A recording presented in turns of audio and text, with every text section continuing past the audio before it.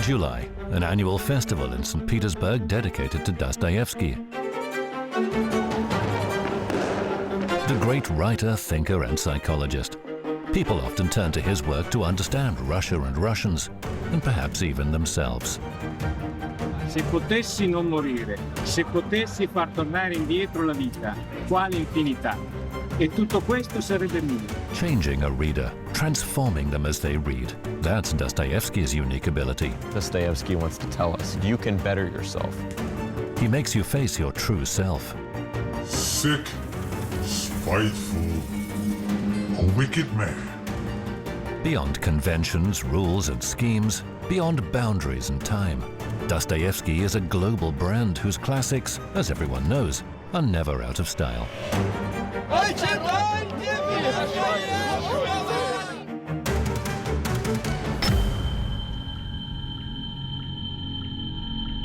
Narrow streets, the bustling Piazza Maggiore, countless arches. Fyodor Dostoevsky once walked here in the heart of Bologna. He visited Italy 3 times when fleeing from lenders and found inspiration. It was in Italy that he finished his novel, The Idiot. Non morire. Se potessi far tornare indietro la vita, quale infinità. E tutto questo sarebbe mio. Io allora trasformerei ogni minuto in un secolo intero. Non perderei nulla. Terrei conto di ogni minuto. Non ne sprecherei nessuno.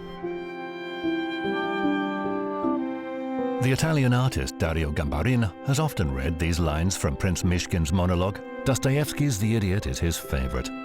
It inspired him to paint a giant portrait of the author. Io sono un neo-espressionista astratto, lavoro con olio e acrilico. Aggiungere, o devo dire che la mia land art deriva dal fatto che io sono un pittore. Cioè io dipingo, sono 30 anni, 35 anni che dipingo e ho fatto mostre internazionali a Los Angeles, a Berlino, a Monaco, in Italia a Napoli, eccetera, eccetera.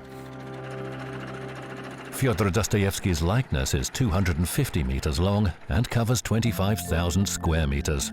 The canvas is a wheat field and the brushstrokes applied by a tractor and plow. La barba è una delle cose più difficili, non solo da fare da un punto di vista di land art, ma anche da fare, cioè da disegnare, perché basta che sbagli un attimo, che non dai la giusta direzione, si capisce subito che la barba viene rovinata, e sicché farla in un disegno è abbastanza semplice perché poi la vedi, la puoi cancellare. Segnarla su un terreno che poi non puoi cancellare perché rovini tutto è stata la cosa più difficile. Dario Gambarin says his art is ephemeral. It doesn't last long and disappears in a few days, which can't be said about the impact that Dostoevsky himself has had on world culture. Addirittura Nietzsche diceva che il più grande psicologo era Dostoevsky. Sicuramente è un personaggio, scrittore, che ha lasciato una profonda traccia nella cultura europea. Dostoevsky per me è la forza del carattere, cioè il nonostante tutto si riesce a rifare una vita, a rimettersi in gioco e soprattutto dare con le sue opere un significato profondo alla vita. Mentre il russo ha questa forza che secondo me è questa decisione di carattere che ha portato poi un uomo con tantissime difficoltà a riuscire a produrre una delle opere così grandi che dopo 200 anni noi siamo ancora qui a inchinarci, a leggere e soprattutto ad imparare.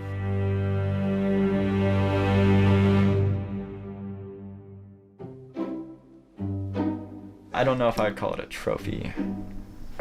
I think we all got them for winning, so I guess that does make it a trophy.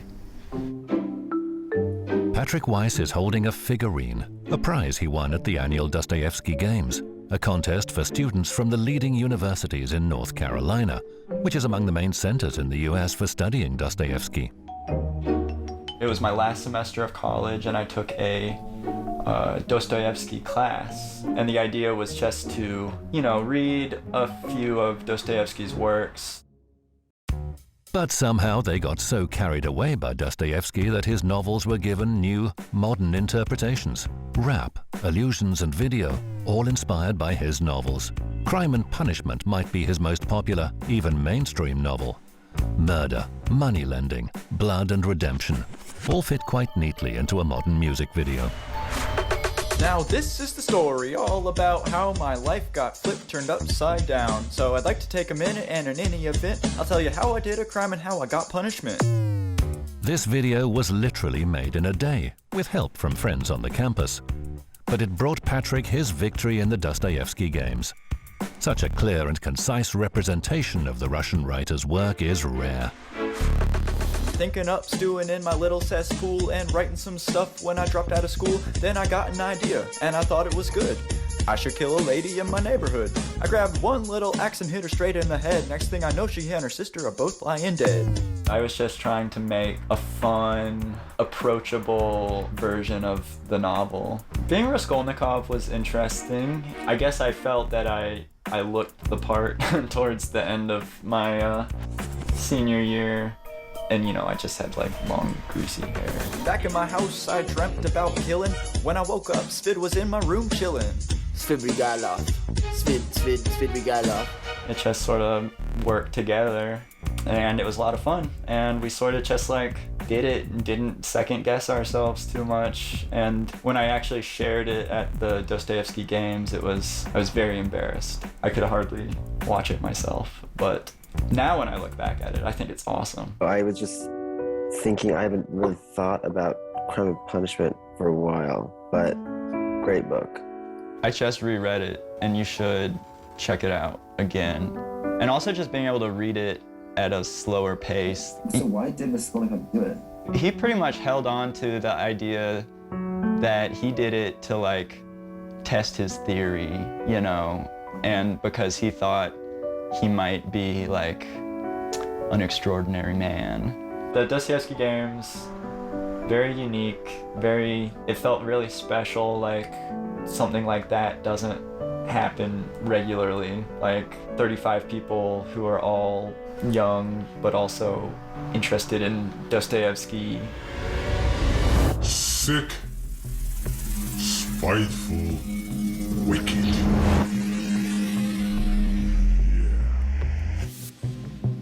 A wicked man, and ugly, and tired. So tired my body hurts. That's how Notes from Underground, one of Dostoevsky's major works, begins. It was published in St. Petersburg in 1864 and reborn in the 21st century on the other side of the ocean. An experimental theater group from Philadelphia carried Dostoevsky's leading character and the scenery to a ghetto in the western outskirts of the oldest city in the US. Single-story America, small houses, countless anonymous streets and alleys, resembling the yellow St. Petersburg Dostoevsky portrayed in his novels.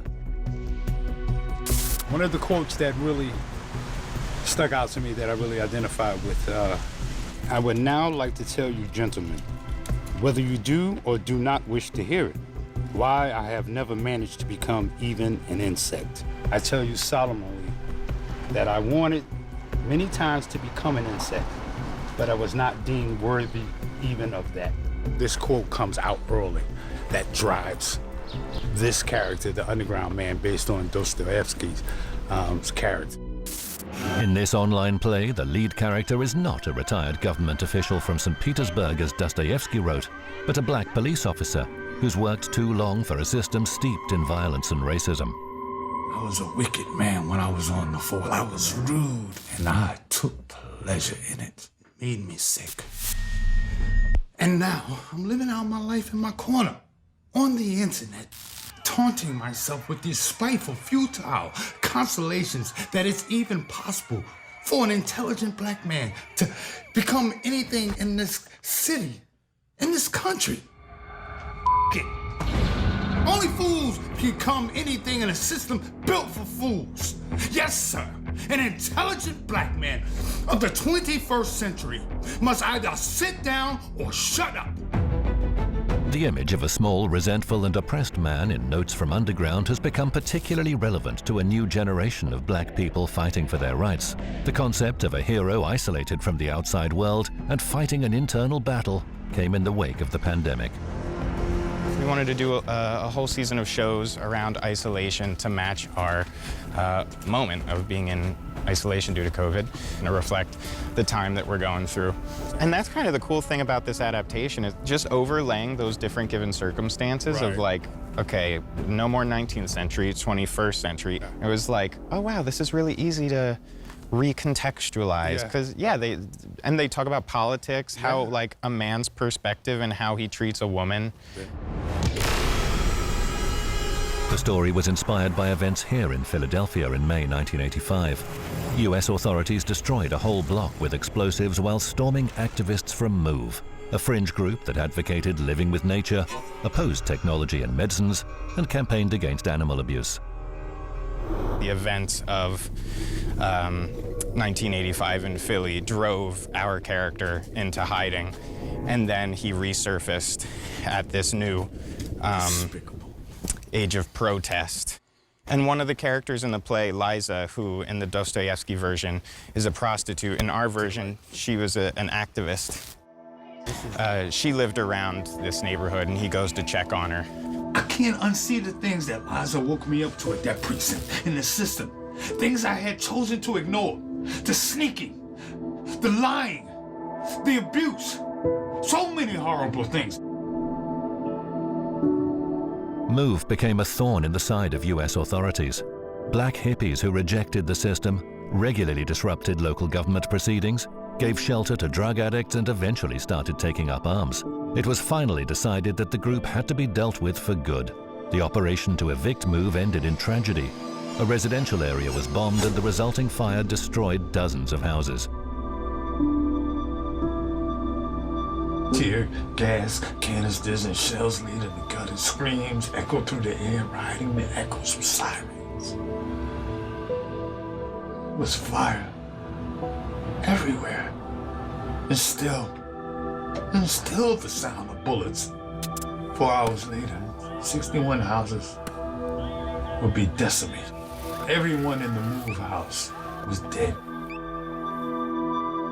Well, we are walking to the site of the MOVE bombing. So, this is where the house actually sat. I don't know, I was young. I wasn't young at that time, but and I can remember hearing about this on the news and how it affected me and how it still bothers me today. Because it didn't have to happen. But this is America. Our character is more so of a hero as opposed to a Dostoevsky character. But it's the human struggle. I could really identify with that struggle. I mean, both pieces are kind of a protest piece. Like Dostoevsky was kind of commenting on the Russia of his time, and with our piece, we're commenting on the Philly in the United States of our time. I mean, human nature never changes. Я хотел лишь узнать, веруете вы сами в Бога или нет? Я верю в Россию, я верю в ее православие, я верю в тело Христово, я верю, что новое пришествие совершится в России. It was no accident when Elise and Lena, students from North Carolina, read a specific passage from Dostoevsky's Demons. The 200th anniversary of the great writer's birth coincides with another milestone. 150 years ago, while traveling, he was finishing one of his least known but perhaps most significant works. And I think within this book in particular, I found it very rewarding to read, in the sense that I can find many reflections within myself and within real life today. Like, I know in BSC, the younger generation is kind of always hating on the older generation for being wrong and bitter about it. And the older generation's kind of always looking down upon these novel ideas with a lot of kind of like fear that their, you know, traditions are gonna be uprooted. So I think just like all these themes are very apparent throughout time. I don't imagine they'll ever stop being relevant, and they always have been relevant. Dostoevsky conceived Demons as a small pamphlet critical of the nihilists and radicals of the day, a new generation that rejected the established social order. But he ended up writing quite a weighty tome, a political thriller, satirical pulp fiction, religious drama, and existential tragedy, all in one. How this reading felt for you between Tuesday and Thursday? Are you getting more engaged in the novel? Are you caring more about these characters now than you were before? The plot of Demons is discussed at workshops among students at Duke University, one of the most prestigious in the United States. Almost a contemporary of Dostoevsky himself, Duke University was founded in 1838. It's known today not just for teaching medicine, law, and business, but also as one of the world's leading centers for the study of Russian literature. Is Peter a revolutionary? Is he a socialist? Right? He does have political goals, as you're saying, right? He wants to manipulate Stavrogan. He wants to destroy things. He hates old forms, like he confessed to Karmazinov, and he doesn't really want to create anything new except just destroy everything and put Stavrogan at top. Professor Carol Apollonio of Duke University is a renowned American expert on Russian literature who's published many books and research papers. Despite her broad knowledge of the subject, she admits that she rediscovers Dostoevsky every time she reads his work. When I teach these books that move me so much, I read them again with my students almost every time. Every time I teach, I think, well, maybe I should stop reading the book again and instead read more about the book. Dostoevsky always draws me back in. He says, nope. He says, read me again, read me with your students, and then we'll have a real conversation. Every time I read, I'm learning new things. Dostoevsky's work, written in the 19th century, is now reinterpreted by her students. Perhaps surprisingly, while reading Demons, for example, they don't only see modern life parallels, but also associations with certain politicians. Pyotr is Trump, for sure, is trying to change his mind, is trying to consider his opinions based on what this person has said. I think what these books have for us is that it's kind of a timeless warning. We think about what we're doing to ourselves, to our environment, to our souls, and to caution ourselves. I think that's what Dostoevsky wants to tell us. He always says, all of his characters say, Stavrogan or Pyotr Stepanovich or Shadov or Sonia in Crime and Punishment, beg forgiveness. That's what you have to do. You can be saved. You can better yourself. You can be improved. You know, one way to think about that is the death penalty. We execute people because we think that they're not worth keeping alive anymore, regardless of the fact that it's more expensive in our system to execute someone than it is to keep them alive. We do this because we think people are either undeserving or incapable of rehabilitation. They've done something bad and now they can be thrown away like human trash. And Dostoevsky says that's not true. Even the murderer Raskolnikov can be sent away to prison. He can read his Bible, he can be saved by Sonia, and he can be better. Dostoevsky was a witness to that himself. Dostoevsky is not the guy to make you sit silently. He's the guy who will bring out your opinions. And even in just using his text to almost reveal who you are and what you believe is such a useful exercise, you know? I felt that I learned a lot about myself in reading his books. It's almost like therapy. He gives you a therapy session that was written 200 years ago when in a language you don't understand, in a culture that you've never met. Yeah, unbelievable. Professor Carol Apollonio maintains it doesn't matter if you read Dostoevsky's books in the original language or a translation. He's relatable anywhere in the world, in any language. Perhaps that's why Dostoevsky is the most translated Russian author. Translation is actually not something that takes away from the original work. It's quite the opposite. The translation is something that actually increases the power of a work of literature, expands its range around the world. But there's one particular passage that Professor Apollonio prefers to read in Russian, Raskolnikov's dream in the Crime and Punishment epilogue. What Dostoevsky wrote back in the 19th century isn't just relevant today, it's more like a prophecy. Ему грезилось в болезни, будто весь мир осужден в жертву какой-то страшной, неслыханной и невиданной муровой язве, идущей из глубины Азии на Европу. Все должны были погибнуть, кроме некоторых, весьма немногих, избранных. Raskolnikov is now in prison, paying for his crime of murder, and he falls ill, and he has a dream, and his dream is a dream about these microscopic, sort of something like bacteria, these trichina, that have affected the entire world. And when I read this, I think about our pandemic, which is a disease, but it's also tied up with the other sort of divisions and stresses that our world is suffering today. Dostoevsky is really relevant today. The idea that his writing is sort of writing of extremes and edges, and for him, the theme of apocalypse, the point at which, the world is threatened with ultimate destruction. His message, I guess, in his works about how people's intellectual concerns divide them from each other, I think is absolutely relevant to the way our political world has been developing recently.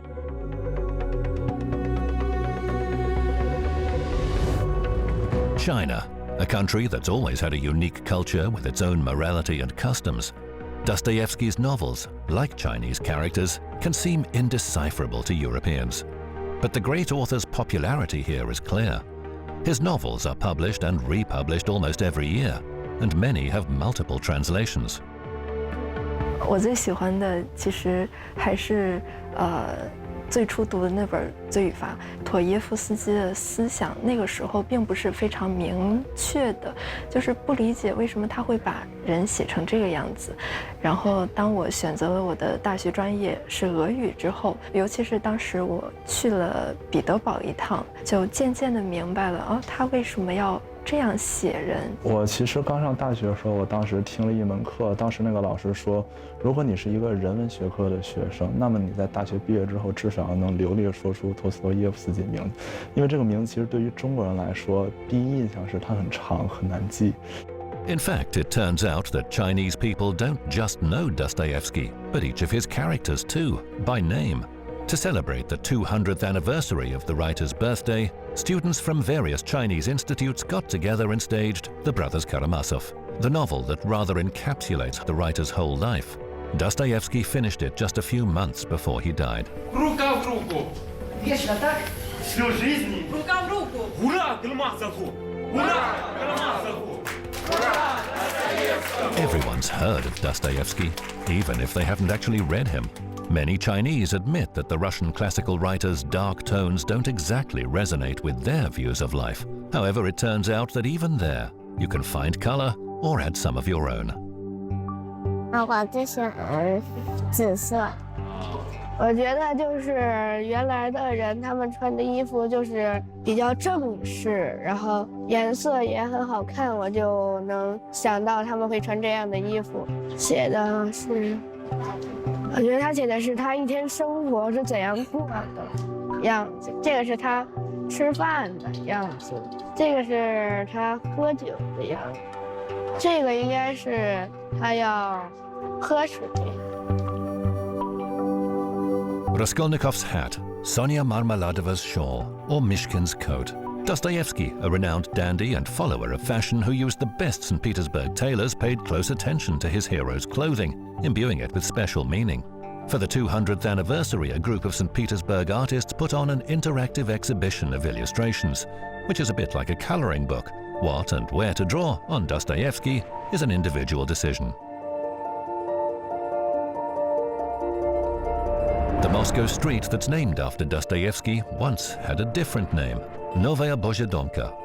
Fyodor Dostoevsky was born here at the Mariinsky Hospital, in a wing for the poor, where he lived for almost 16 years. This is where he first imagined the heroes of his future novels.